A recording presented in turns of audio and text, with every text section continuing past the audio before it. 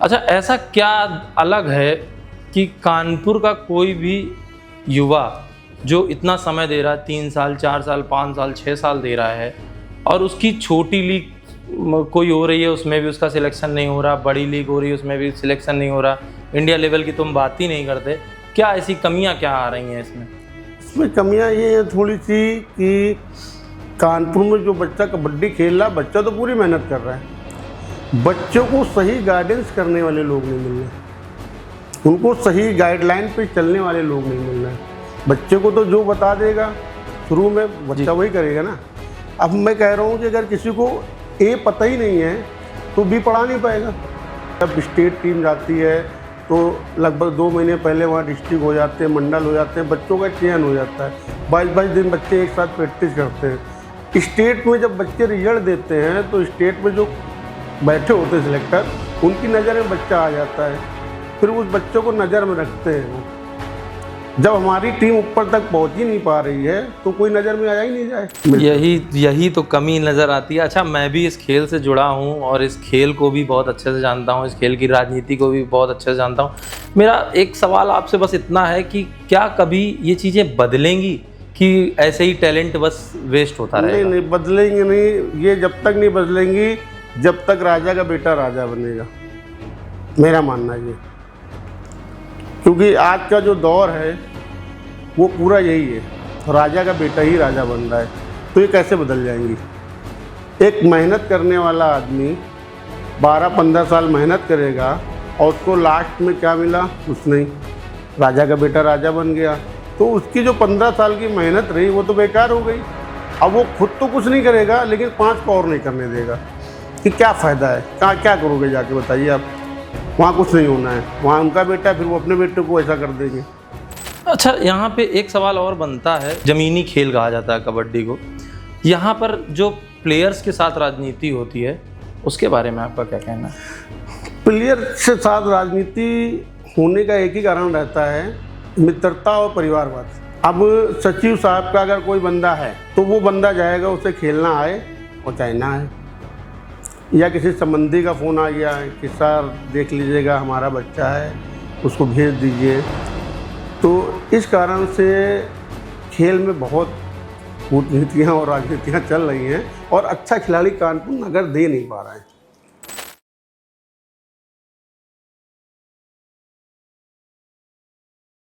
नमस्कार दोस्तों, आज का हमारा जो पॉडकास्ट है उसमें हमारे मेहमान हैं वो एक कबड्डी प्लेयर ही नहीं है बल्कि एक सम्मानित कोच भी हैं, और उनके कोच के कार्यकाल में जो सफलताएं हैं उनके बारे में हम आज बात करेंगे।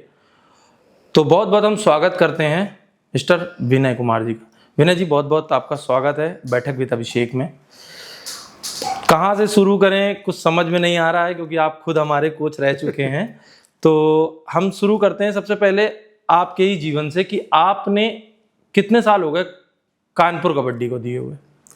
कानपुर में मुझे 20 साल हो गए।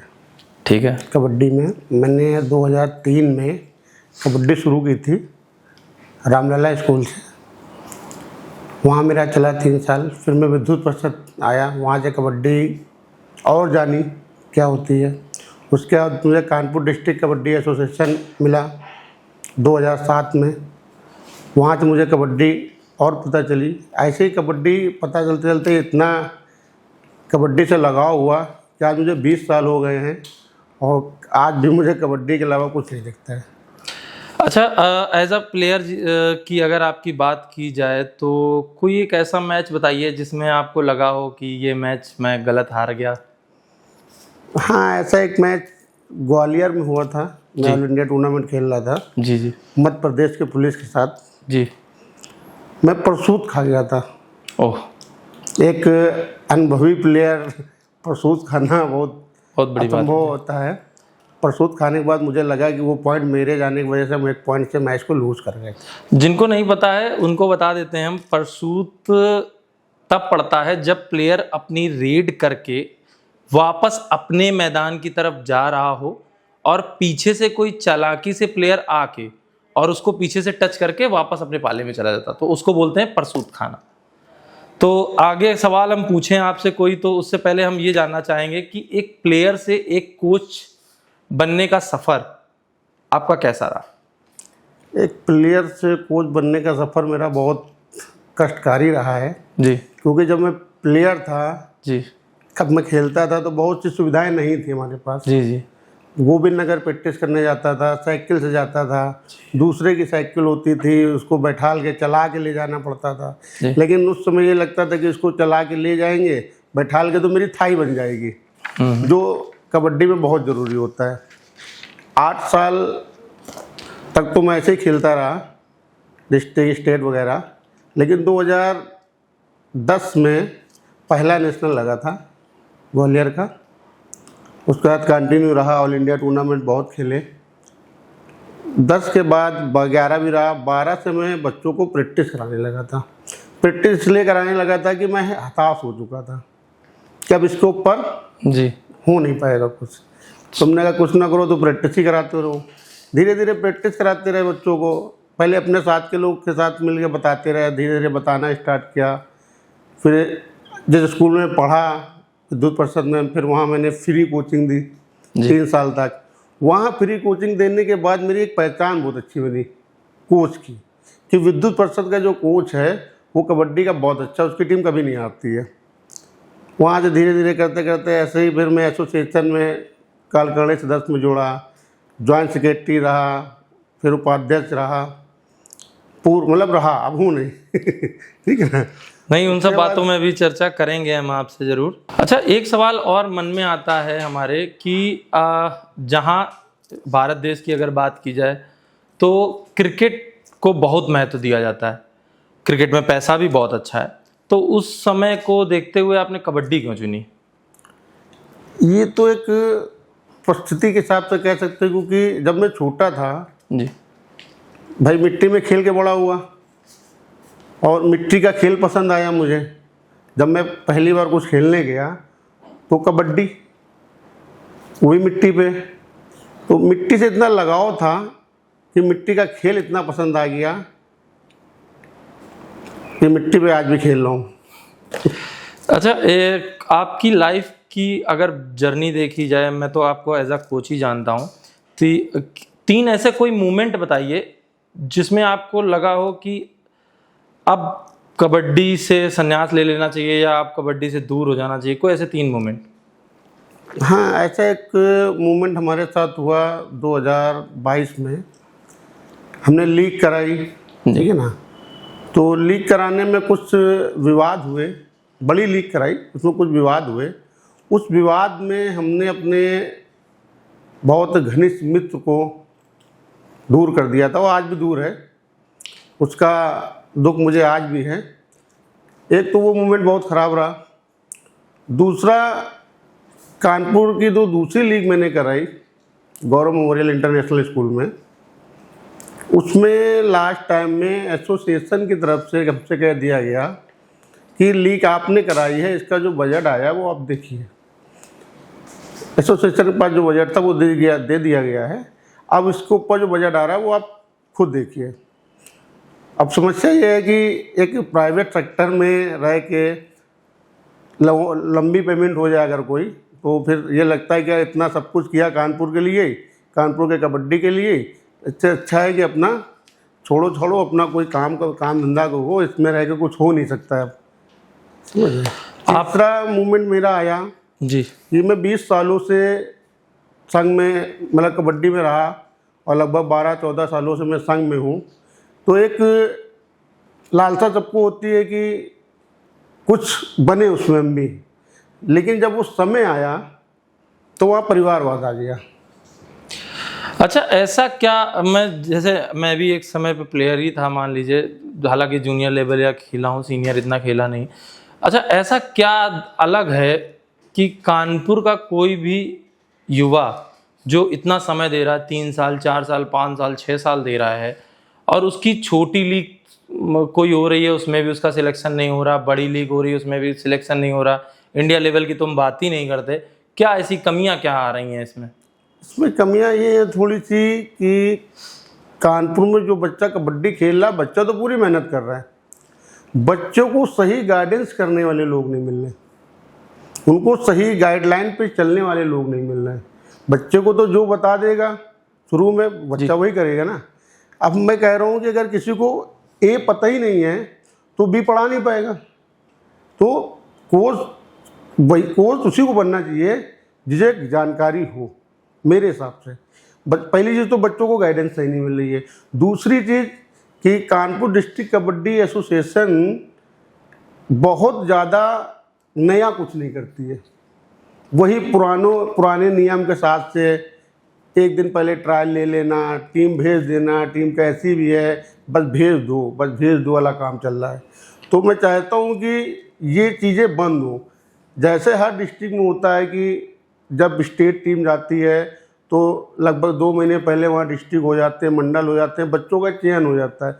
22 दिन बच्चे एक साथ प्रैक्टिस करते हैं। स्टेट में जब बच्चे रिजल्ट देते हैं तो स्टेट में जो बैठे होते हैं सिलेक्टर, उनकी नज़र में बच्चा आ जाता है, फिर उस बच्चों को नज़र में रखते हैं। वो जब हमारी टीम ऊपर तक पहुंच ही नहीं पा रही है तो कोई नज़र में आया ही नहीं जाए। हमारा एक अच्छा खिलाड़ी भी नज़र में नहीं आ रहा है। क्यों? क्योंकि टीम क्वालिफाई नहीं हो रही है। टीम क्वालिफाई होगी तभी सिलेक्टर की नज़र में आएगा। ये सबसे बड़ा कारण रहा है कानपुर में। आप कानपुर एसोसिएशन की बात कर रहे हैं तो एक बात आपसे भी मैं पूछना चाहूँगा, आप भी तो उसी एसोसिएशन का एक समय पे हिस्सा थे। हाँ बिल्कुल हिस्सा थे, कार्यकारिणी में था मैं जी। बहुत तन मन से सेवा की, और जब तक मैं था लास्ट ईयर तक मैं रहा कानपुर डिस्ट्रिक्ट कबड्डी एसोसिएशन में। मैंने कई कानपुर को उपलब्धियां दी हैं कबड्डी को लेकर। आज जो उत्तर प्रदेश प्रो कबड्डी लीग हो रही है, यूपी लीग जो हो रही है, वो लीग सबसे पहले शुरुआत हमने की अपने कानपुर से। हमने लीग 2022 में कराई, उसमें पूरे उत्तर प्रदेश के बच्चे ने पार्टिसिपेट किया। दूसरी लीग कराई, उसमें पूरे उत्तर प्रदेश के बच्चों ने पार्टिसिपेट किया। बच्चों को किट, मैट, शूज, खाना, 5 दिन का रहना, सब कुछ रहा। प्राइज़ वगैरह भी रहा, कैश प्राइज़ भी रहा, और कई ऐसे टूर्नामेंट हमने कराए। और हमारे सिखाए हुए जो बच्चे हैं वो आर्मी में भी हैं, और अभी हाल में एक लड़की थी हमारी शालिनी सिंह, वो भाभा इंस्टीट्यूट में टीचर है तेलंगाना में। तो जो मेरे बच्चे हैं, थोड़ा ये लगता है कि हम जिन बच्चों को सिखा रहे हैं वो कहीं ना कहीं कुछ तो बने, अपना मानना ये रहता है। नहीं, बिल्कुल सही है, बच्चे को सही गाइडेंस मिलना भी ज़रूरी होता है। अच्छा, कानपुर एसोसिएशन की हम बात करते हैं, हम आपसे एक क्वेश्चन और करना चाहेंगे यहाँ पर कि आप काफ़ी समय तक एक हिस्सा रहे कानपुर, आपने क्यों छोड़ दी एसोसिएशन?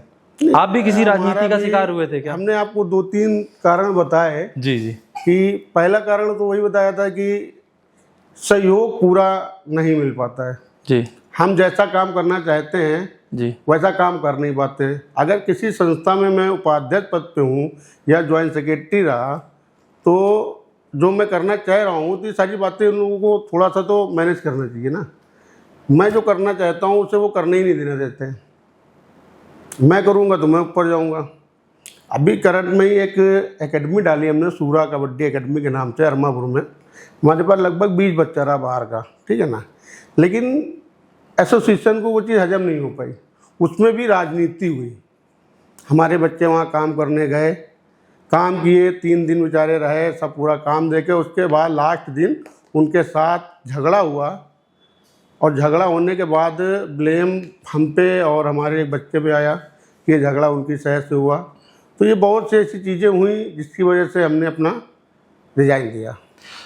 अच्छा, यहाँ पे एक सवाल और बनता है, भारत जैसा देश जमीनी खेल कहा जाता है कबड्डी को, यहाँ पर जो प्लेयर्स के साथ राजनीति होती है उसके बारे में आपका क्या कहना है? प्लेयर के साथ राजनीति होने का एक ही कारण रहता है, मित्रता और परिवारवाद। अब सचिव साहब का अगर कोई बंदा है तो वो बंदा जाएगा, उसे खेलना आए और चाहे ना आए। या किसी संबंधी का फ़ोन आ गया कि सर देख लीजिएगा हमारा बच्चा है, उसको भेज दीजिए। तो इस कारण से खेल में बहुत कूटनीतियाँ और राजनीतियाँ चल रही हैं, और अच्छा खिलाड़ी कानपुर नगर दे नहीं पा रहा है। तो इसमें कहीं ना कहीं आपको लगता है कि एसोसिएशन ही जिम्मेदार है? बिल्कुल जिम्मेदार है। एसोसिएशन को सामने बैठ के ट्रायल लेना चाहिए। संघ के जितने पदाधिकारी हैं, सीनियर पदाधिकारी हैं, सचिव हैं, उपाध्यक्ष हैं, चेयरमैन हैं, और तेजरार है, 4-5 लोग को बैठ के पूरी बैठक करके ट्रायल लेना चाहिए जी। और वो जो लोग बैठे टेबल पे चयन करने के लिए वो पार्टिकुलर कबड्डी गेम के ही होने चाहिए। अदर गेम का खिलाड़ी कबड्डी गेम का चयन नहीं कर पाएगा। अब मैं ये कहना चाहूँगा कि एक मैथ टीचर जो होगा वो फिजिक्स नहीं पढ़ा पाएगा। बिल्कुल सही बात है। ठीक है ना, मैथ टीचर फिजिक्स नहीं पढ़ा पाएगा। ऐसे ही एक अदर गेम का खिलाड़ी किसी गेम को सेलेक्ट नहीं कर सकता है, वो अपने गेम में अच्छा सेलेक्ट कर लेगा। तो ये चीज़ें जो हो रही हैं इसकी वजह से कानपुर बहुत पिछड़ा है और पुराने लोग उस चीज़ों को बदलना नहीं चाहते हैं। अच्छा, एक सवाल और, जैसे हमने खुद कबड्डी खेली है, काफ़ी समय भी दिया है, बनता है मेरा ये पूछना आपसे कि कबड्डी टीम का एक खेल है, क्रिकेट एक इंडिविजुअल भी परफॉर्मेंस, अगर आप इंडिविजुअल परफॉर्मेंस दे रहे हैं तो भी आपका नाम हो सकता है, आप सिलेक्शन पा सकते हैं। तो पूरी टीम का एक सहयोग होता है। टीम क्या 2 दिन में बन जाती है क्या, जो ट्रायल 2 दिन पहले हम लोगों के होते थे? टीम का आप कह सकते हो कि कबड्डी टीम गेम है, ठीक है, और टीम का कॉम्बिनेशन बहुत ज़रूरी है, ये भी कह सकते हैं आप। और ये 2 दिन में नहीं हो सकता है, ये 2 साल में होता है। हाँ बिल्कुल सही। एक टीम का कॉम्बिनेशन करने के लिए 2 साल लगते हैं, जब वो 2 साल एक जगह पे मेहनत करते हैं।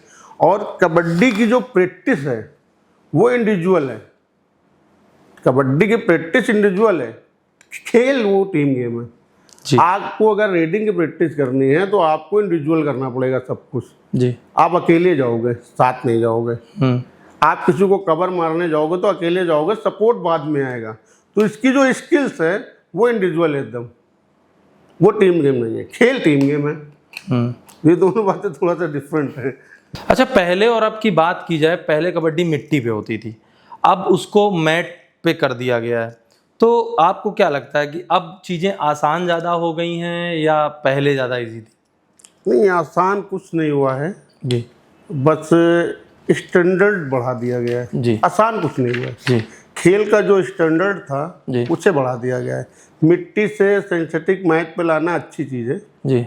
ठीक है ना। आप मैच का स्टैंडर्ड आया, मैच अच्छी मैच आती है। अब जैसे प्रो कबड्डी है, ठीक है, अब इतनी बड़ी लीग कराने के लिए आप मिट्टी पे नहीं करा सकते ना। तो स्टैंडर्ड बढ़ने से क्या होता है, खिलाड़ियों को कुछ तो बेनिफिट होता है। आज जो खिलाड़ी कबड्डी में बिक रहे हैं 2-2, 3-3, 4-4 करोड़ रुपए के, तो एक जैसे आप कह सकते हैं आईपीएल बड़ा क्षेत्र है पैसे का, इसके आसपास बहुत पैसा है। लेकिन कबड्डी में जो शुरुआत हुई प्रो कबड्डी की, ये बहुत अच्छी पहल रही amateur kabaddi federation of India की तरफ से, या प्रो कबड्डी के जो मेंबर्स होंगे जो करा रहे हैं उनको बहुत बहुत धन्यवाद भी है कि उसको देख के बच्चा इंस्पायर हो रहा है। पब्लिक स्कूलों में कबड्डी बढ़ रही है, लोग बाग मैच को परचेज कर रहे हैं, बच्चे कबड्डी देख के खेलना चाह रहे हैं। मिट्टी पे होता था तो गार्जियन से कहते थे कि कबड्डी चोट वाला गेम है, आपको चोट लग जाएगी मत खेलो। लेकिन जब उसको मैट पे पार्टिकुलर देखा जा रहा है और एक से एक खिलाड़ी निकल के सामने आ रहे हैं तो कबड्डी का कहीं ना कहीं विकास हो रहा है, तो उसको मॉडिफाई किया गया है बस। अच्छा, एसोसिएशन की बात हो रही थी हमारे आपके बीच में अभी, एसोसिएशन के क्या क्या काम होते हैं वो थोड़ा सा उसको थोड़ा सा बताइए आप। एसोसिएशन के काम बहुत होते हैं। एसोसिएशन एक पार्टिकुलर परिवार होता है। अब उस परिवार के जो मुखिया हैं उनको पूरा ध्यान देना होता है कि हमारे बच्चे को ऊपर कैसे पहुंचाना है।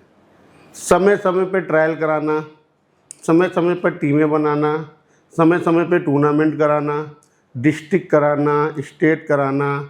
बहुत से ऐसे टूर्नामेंट होते हैं जो कराए जाते हैं।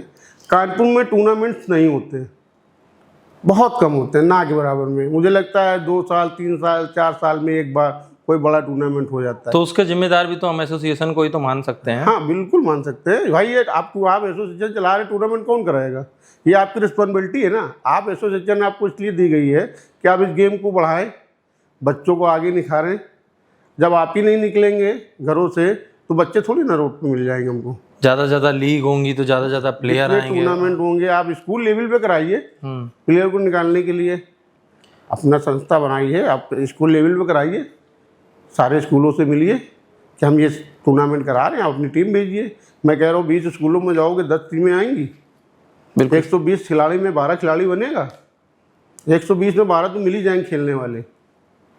वो कानपुर नगर के लिए तो खेलेंगे, कुछ चाहेंगे 120 स्कूल के खेलने के लिए, वो 12 खेलेंगे कानपुर नगर के लिए। ये पहल होनी चाहिए। यही तो कमी नज़र आती है। अच्छा, मैं भी इस खेल से जुड़ा हूँ और इस खेल को भी बहुत अच्छे से जानता हूँ, इस खेल की राजनीति को भी बहुत अच्छे से जानता हूँ।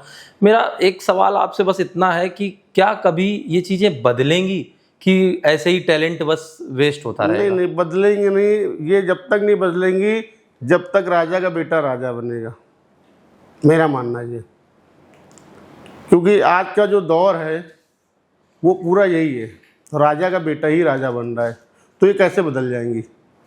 एक मेहनत करने वाला आदमी 12-15 साल मेहनत करेगा और उसको लास्ट में क्या मिला? कुछ नहीं, राजा का बेटा राजा बन गया। तो उसकी जो 15 साल की मेहनत रही वो तो बेकार हो गई। अब वो खुद तो कुछ नहीं करेगा लेकिन 5 को और नहीं करने देगा, कि क्या फ़ायदा है? क्या करोगे जाके, बताइए आप? वहाँ कुछ नहीं होना है, वहाँ उनका बेटा, फिर वो अपने बेटे को ऐसा कर देंगे। तो लेकिन ऐसा प्लेयर्स के साथ, मतलब मान लीजिए अब कोई ये एक स्पोर्ट्स है की तरह देखा जाता है गेम, ठीक है? स्पोर्ट्स में तो ऐसा नहीं होना चाहिए ना कि राजा का बेटा राजा बनना है, उसको खेलना आता हो ना आता हो। स्पोर्ट्स, देखिए स्पोर्ट्स एक अलग चीज़ है लेकिन कुर्सी एक अलग चीज़ है, ठीक है ना? और कुर्सी की मानसिकता ऐसी है कि कोई कुर्सी छोड़ना नहीं चाहता। मतलब आप ऐसा बताना चाह रहे हैं कि आता हो ना आता हो लेकिन कुर्सी पे उसको राजा के काबिल नहीं है, लेकिन उसको राजा बना दिया जाएगा। चलिए धीरे धीरे चीजें बदलेंगी। इसी तरीके से जब इसको कुछ नहीं आ रहा है, जब हमारे घर के मुखिया को कुछ नहीं पता है, तो घर में क्या बच्चों को क्या शिक्षा देगा? कोई शिक्षा नहीं देगा ना। नहीं, ये बात तो बच्चे तो बर्बाद हो गई, इसलिए कानपुर बर्बाद है। नहीं, चीज़ें बदलेंगी। देखिए यूपी की हमारी राजनीति बदल गई तो धीरे धीरे ऐसे एसोसिएशन भी हमारा बदलेगा, बिल्कुल बदलेगा। बस पहल हमें पहले करनी पड़ेगी। चलिए हम अगले सवाल पे चलते हैं। जैसे आजकल का युवा है जो, ठीक है, वो स्पोर्ट्स में आता है, ठीक है, वो जल्दी कोई चीज़ करना चाहता है। देखिए आज सबको रिजल्ट चाहिए, तुरंत चाहिए, ठीक है। उसमें डोपिंग का शिकार बहुत होते हैं बच्चे। तो डोपिंग क्या है, हम आपसे ये पूछना चाहेंगे, और डोपिंग का यूज़ करना चाहिए या नहीं करना चाहिए, क्या आप बोलेंगे उसमें? देखिए डोपिंग वो है जो डोपिंग वो इसलिए लेते हैं कि वो अपने परफॉर्मेंस को एक्स्ट्रा दिखा सके, एक्स्ट्रा एनर्जी। हमारे शरीर में जो पावर हमने एब्जॉर्ब कर रखी है, मान लीजिए हमने 50% मेरे शरीर में पावर है, सामने वाले के अंदर भी 50% है। अब मैंने जब डोपिंग कर ली तो मेरे शरीर में 75% पावर आ गई, तो जाहिर सी बात है कि 50% वाले से अच्छा परफॉर्मेंस होगा मेरा, इसलिए वो करते हैं। दूसरी चीज़, डोपिंग कभी नहीं करनी चाहिए। करनी इसलिए नहीं चाहिए कि आप 40 मिनट के खेल के लिए अपनी परफॉर्मेंस को अच्छी दिखाने के लिए आप डोपिंग ले रहे हैं। डोपिंग से हमारे जो अंदर के सिस्टमेटिक हैं, जैसे किडनी है, हार्ट है, ये हार्ड ड्रग्स होते हैं, ये सीधा किडनी पे अटैक करते हैं जाके। कई बार हमने देखा है जिमों में कि लोग जिम कर रहे हैं, उनको हार्ट अटैक आ गया। वीडियो व्हाट्सएप पे चलते हैं खूब, सोशल मीडिया पे, इंस्टाग्राम पे, मैं देखता हूँ लोग जिम कर रहे हैं, उनको हार्ट अटैक आ गया। उसका रीज़न यही होता है, हाई प्रोटीन लेना, हाई क्रेटीन लेना। ज़बरदस्ती की कोई भी प्रोटीन ले रहे हो, आप वर्क नहीं कर रहे हो या ओवरलोड वर्क कर रहे हो, तो बॉडी की जो क्षमता है, आप बॉडी की क्षमता के हिसाब से वर्क करिए, आपकी बॉडी आपको कभी धोखा नहीं देगी, ना आपको डोपिंग लेने की ज़रूरत पड़ेगी। आप मेहनत करिए बस। इसलिए डोपिंग लेना नहीं चाहिए, मेरे हिसाब से बहुत गलत है। नहीं, बिल्कुल सही बात आप बोलें। अच्छा, एक सवाल और हम सर आपसे पूछना चाहेंगे कि एक प्लेयर को बनाने में किन किन चीज़ों की ज़रूरत होती है और कोच का कितना बड़ा योगदान होता है, उसके बारे में थोड़ा बताइए। बहुत अच्छा क्वेश्चन है कोच के लिए। एक प्लेयर को बनाने के लिए कोच अपना तन मन धन सब लगा देता है। क्यों? क्योंकि उसके रिजल्ट से कोच को खुशी मिलेगी और कोच का नाम होगा। वो इसलिए अपने सारे कार्य छोड़ के उस बच्चे पे ध्यान देता है। और बच्चा अगर मेहनती मिल गया तब तो बहुत अच्छी बात है। कभी कभी क्या होता है कि हमारे पास 20 बच्चा है, अब 20 बच्चा तो मेहनती नहीं है, उसमें जब 10 बच्चे ऐसे हैं जो मेहनत खुद स्वयं करना चाहते हैं, लेकिन 10 बच्चों को साथ मिलकर उनको मेहनत करानी होती है। दूसरी चीज़, उनको मोटिवेशन बहुत देना होता है, मोटिवेट बहुत करना पड़ता है। आप खिलाड़ी को जितना मोटिवेट करेंगे, खिलाड़ी उतना अच्छा खेल के देगा। आप उसको डिमोटिवेट करेंगे, वो खराब हो जाएगा। उस खराब को भी आपको डिमोटिवेट करना है। जब तक आप उसे मोटिवेट करना नहीं सीखेंगे, जब तक वो खराब ही रहेगा।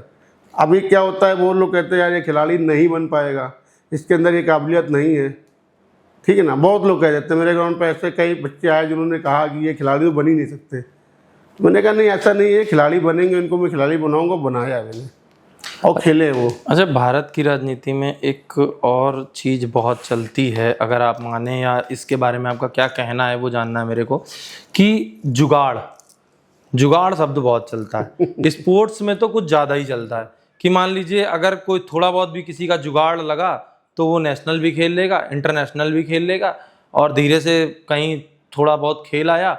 और ये चीज़ें जहाँ तक जुगाड़ वाली की जाती हैं सरकारी नौकरी पाने के लिए, तो इस बारे में आपका क्या कहना है? जुगाड़ बारे में जुगाड़ एक्चुअली क्या होता है, जैसे मैंने शुरू में एक बात कही कि हमारे जो सेक्रेटरी है, जैसे प्रेसिडेंट हैं, ट्रेजरार हैं, ठीक है ना, अब उनका कोई बच्चा है या उनके किसी के मिलने वाले का बच्चा है, उन्होंने कहा कि यार तुम एक स्टेट का सर्टिफिकेट ले आओ तो तुम्हारी नौकरी हम लगवा देंगे, जल्दी लग जाएगी। तो अब उनका फ़ोन आया कि भाई साहब आप एसोसिएशन में हो, हमारे बच्चे का एक सर्टिफिकेट बनवा दीजिए। उनको ये लगता है कि यार खेलने वाले साथ भेज दो अच्छे, जो वहाँ खेल लें, बाकी एक दो जो एक्स्ट्रा जाते हैं उसमें इन बच्चों को भी भेज दो। उसमें क्या होता है, जब इन बच्चों को भेजा जाता है और जो बच्चे पार्टिकुलर प्रैक्टिस कर रहे होते हैं वो नहीं दे पाते हैं, तो वो डिमोटिवेट हो जाते हैं। इससे पहले मैंने कहा बच्चों का मोटिवेशन बहुत होना चाहिए, मोटिवेट बहुत करना चाहिए उन्हें। हाँ। जब वो नहीं जाते हैं तो वो डिमोटिवेट हो गए। किसने किया? कहीं ना कहीं एसोसिएशन का हाथ था। किसने किया? आप डिमोटिवेट मत करिए। जो खिलाड़ी ग्राउंड पे खेलने आ रहा है पार्टिकुलर, आप उसको भेजिए, भले वो एक्स्ट्रा में बैठे जाके, लेकिन जाएगा तो सीखेगा और एक माहौल को क्रिएट करके आएगा। 500-600 खिलाड़ी को जब वो देखेगा और अच्छे अच्छे खिलाड़ी को देखेगा तो अपने आप उसके अंदर मोटिवेट हो जाता है, फिर लौट के आके वो अच्छी मेहनत करेगा। लेकिन जो सर्टिफिकेट लेने के चक्कर में आया था, वो सर्टिफिकेट लेने के बाद कभी पलट के नहीं आएगा। बिल्कुल नहीं एक बच्चे का भविष्य खराब कर रहे हैं आप, डिमोटिवेट करते हो उसे। बिल्कुल सही बात। कारण है। अच्छा, भारत की बात करें या ऑल ओवर वर्ल्ड की बात करें, दो चीज़ों में डिसिप्लिन बहुत चलता है, एक आर्मी, एक स्पोर्ट्स। डिसिप्लिन का कितना बड़ा योगदान होता है एक प्लेयर के जीवन में, ये जानना चाहेंगे आप? डिसिप्लिन का योगदान एक प्लेयर के जीवन में बहुत बड़ी चीज़ है। अगर खिलाड़ी डिसिप्लिन नहीं है तो वो अपना कैरियर भी खोता है। अगर खिलाड़ी के अंदर डिसिप्लिन नहीं है तो अपना कैरियर भी खोता है। खिलाड़ी का जो टाइमिंग शेड्यूल होता है वो बहुत अच्छा होता है। सुबह उठना 4 बजे, अपना वर्कआउट करना, वर्कआउट करके आना, नहाना धोना, ब्रेकफास्ट करना, अपनी डाइट लेना, रेस्ट करना, फिर शाम को वर्कआउट करना, तो ये एक डिसिप्लिन के तहत हो सकता है। अगर वो डिसिप्लिन नहीं है तो वो 6 बजे उठेगा, 4 बजे के प्रॉपर वे पे अगर वो 4 बजे उठ रहा है तो वो डिसिप्लिन है। अगर वो 6 बजे उठ रहा है, 4 बजे उठ रहा है, 7 बजे उठ रहा है तो वो अनडिसिप्लिन है। तो उसकी जो डेली की दिनचर्या है वो डिस्टर्ब है, उसका माइंड वो काम ही नहीं करेगा, अनकॉन्शियस रहेगा। आजकल हमने अरे किया था, आज क्या किया। लेकिन अगर उसी माइंड से चल रहा है, उसी टाइम से चल रहा है, तो वो अपनी पटरी पे चल रहा है ना। डिसिप्लिन एक ऐसी चीज़ है जो गाड़ी को पटरी पे चलाती है, और अनडिसिप्लिन होने पे ही वो भटक जाता है, और जब भटकेगा तो फिर नुकसान होता है। इसलिए डिसिप्लिन बहुत जरूरी, इसीलिए सेना में डिसिप्लिन है। बिल्कुल सही है, उसी से सेना मजबूत चलती है हमारी। चलिए आखिरी सवालों की तरफ चलते हैं। एक सवाल और बेसिक पूछना चाहूँगा आपसे कि एक प्लेयर को अगर स्टार्ट करना है, कबड्डी खेलना स्टार्ट करना है या अनदर किसी भी स्पोर्ट्स में जाना है, तो उसके लिए शुरुआत कहाँ से की जाए, उस पर थोड़ा बताइए। देखिए, खेल की शुरुआत तो अब मैं आज के चलते बोलूँ तो बच्चा बड़ा होते ही बैट पकड़ लेता है, और पेरेंट्स भी बैट बॉल दिला देते हैं, घर के कमरे में भी खेल लेगा, ठीक है ना। लेकिन असली खेल की शुरुआत होती है स्कूल से। जब बच्चा स्कूल जाता है तो वहाँ उसे अनेक प्रकार के गेम मिलते हैं, क्योंकि स्कूल, आजकल जो स्कूल है उसमें सारे गेम मिल जाएंगे आपको। जब वो वहाँ जाता है, देखता है टेबल टेनिस भी है, फुटबॉल भी है, हॉकी भी है, बैडमिंटन भी है, चेस भी है, तब वो डिसाइड करता है कि मुझे क्या खेलना है। उसमें जिसकी रुचि हो जाती है, वहाँ से वो किसी भी गेम को डिसाइड करता है। डिसाइड करने के बाद जब उसकी रुचि हो जाती है तब वो एकेडमी वगैरह में एडमिशन लेता है। जब वो एकेडमी पहुँचता है तो और माहौल बदल जाता है, फिर उसे खिलाड़ी मिलने लगते हैं। अभी तक तो स्कूल में था, जब वो एकेडमी पहुँचता है तो उसे और अच्छे खिलाड़ी मिलते हैं, और एकेडमी की तरफ से जब किसी कॉम्पिटिशन में जाता है तब उसे और अच्छे खिलाड़ी मिलते हैं। जी। तो उसकी शुरुआत जो है वो स्कूल लेवल से होती है खेल की। और मेरा मानना है कि स्कूल में जो गेम्स हो रहे हैं उसमें भी थोड़ा सा बदलाव की ज़रूरत है। इसलिए क्या होता है कि लोग बीपीएड कर लेते हैं और एजुकेशनल होते हैं, ठीक है ना, वो इंग्लिश उनकी अच्छी हो जाती है तो पब्लिक स्कूल में उनको रख लिया जाता है, उनके पास गेम कोई नहीं होता है। तो इससे क्या है कि बच्चों का नुकसान है। वो बोल तो इंग्लिश बहुत अच्छी रहे हैं लेकिन बच्चों को सिखा कुछ नहीं पाएंगे।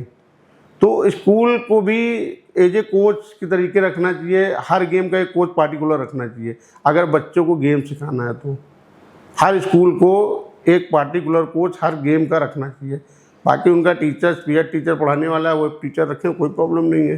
गेम्स को बढ़ाने के लिए पार्टिकुलर जब तक कोचेज नहीं रखे जाएंगे जब तक गेम्स की हालत यही रहेगी। अगर पब्लिक स्कूलों की बात की जाए तो उन पे जो होता है सिंपल एक होता है कि सर्टिफिकेट लाओ नौकरी पाओ। प्राइवेट स्कूल संस्थाओं में ये बहुत अच्छा चलता है कि सर्टिफिकेट लाओ नौकरी पाओ, इसीलिए आजकल बच्चे बीपीएड वगैरह ज़्यादा करते हैं। अच्छा, एक बीपीएड टीचर और एक स्पोर्ट्स पर्सन में कहाँ अंतर आता है वो थोड़ा जानना चाहेंगे आपसे। ये देखिए, अब पहले जैसे बीपीएड होता था जी, तो बीपीएड में एडमिशन लेने के लिए फिजिकल टेस्ट होता था जो कि अब नहीं हो रहा है। अगर सिर्फ खिलाड़ी ही बीपीएड करने जाए तो खिलाड़ी स्कूल में जाएगा।